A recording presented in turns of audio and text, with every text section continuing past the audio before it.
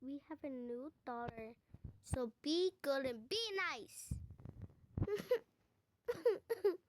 Please don't hurt me. Don't worry, sweetie. You guys must take care of her because she's really tiny. Yes, Dad. Yes, Dad. At least I have a sister.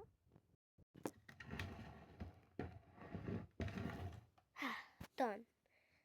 Dad, what are you doing to our bed? Why are we sleeping here? What, your sister can't have 2 rooms? No, she can't. Well, how would she do that? If she could do that, she has to split herself for each room. Well, me and Mom are going to sleep there because we're going to have a baby. No one cares. Get used to it. It's okay. It's okay.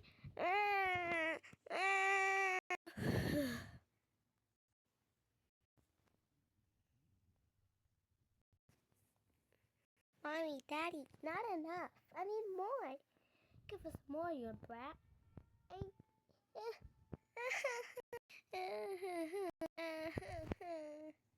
That's enough. Uh-oh. Mommy, just keep hitting her. Then you could use her for her powers.